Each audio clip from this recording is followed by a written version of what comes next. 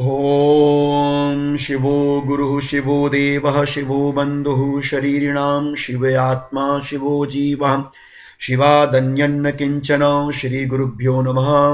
ॐ नमो भगवते रुद्राय। आप सभी शिव साधकों को प्रणाम। आप सभी का स्वागत करते हैं। मैं पंडित गिरीशानंद शास्त्री।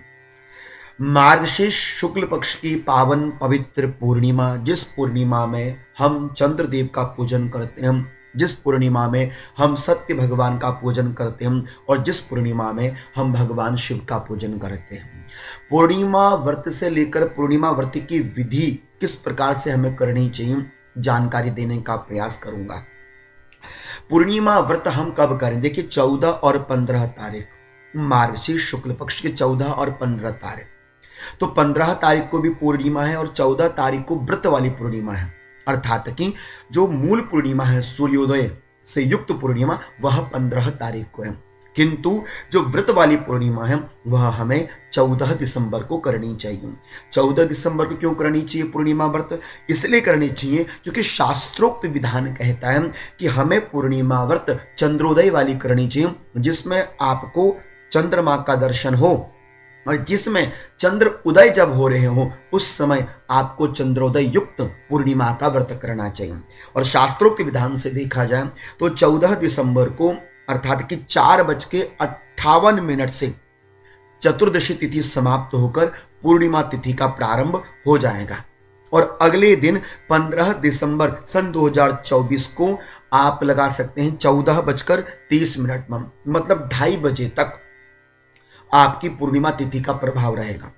जिसमें हमें चंद्रमा का पूजन करना होता है वह चंद्रोदय तिथि होनी चाहिए, अर्थात कि जब हम पूर्णिमा का व्रत करें और चंद्रदेव को अर्घ्य दें उस समय पूर्णिमा तिथि व्याप्त होनी चाहिए, समाप्त नहीं होनी चाहिए।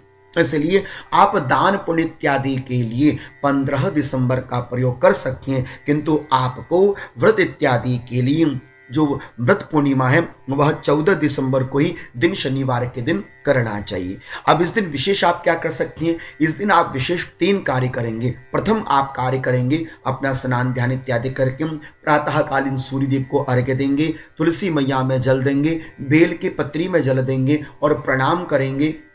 इस प्रकार से अपना नित्य नियम का पूजन करेंगे। घी का यदि दीपदान आप पूर्णिमा के दिन शिवालय में जाकर पूर्णिमा के दिन भगवान नारायण के निमित्त कर सकें, बहुत अच्छी बात है।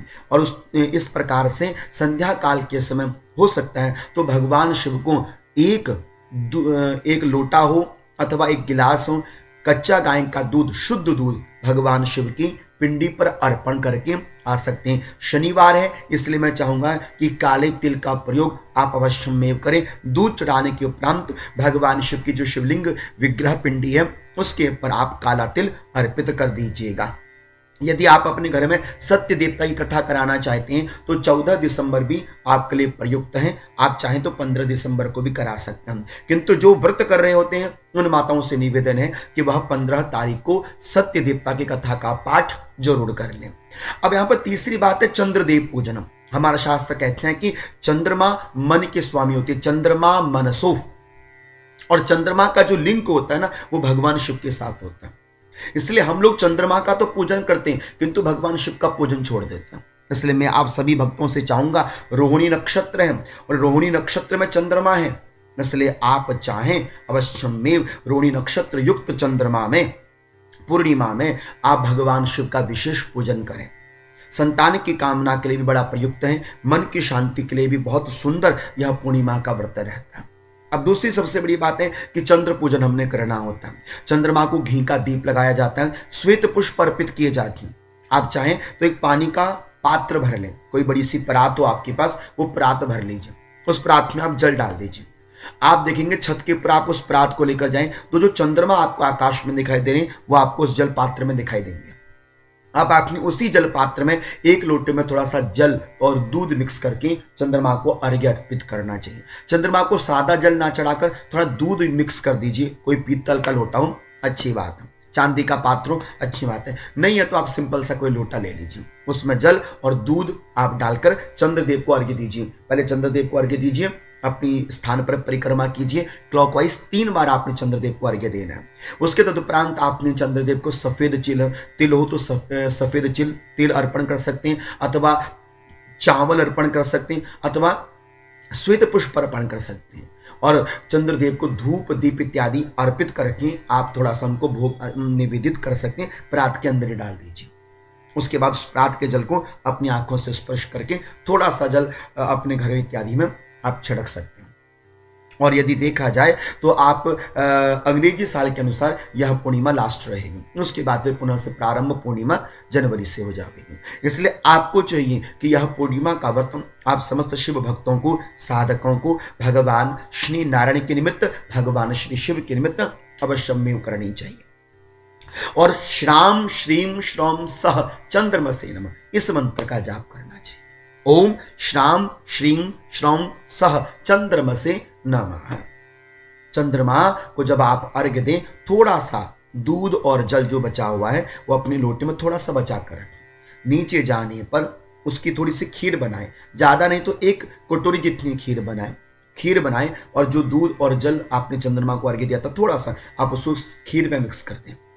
उसके तदुपरांत महादेव को थोड़ा खीर का भोग लगा के, भगवान श्रीमन नारायण को खीर का भोग लगा के शालिग्राम शिवलिंग के निकट रखकर प्रणाम करके उसके उपरांत वह बच्चों में अपने आप को सभी को उस खीर का वितरण करके आप अपने व्रत को पूर्ण कर सकते हैं।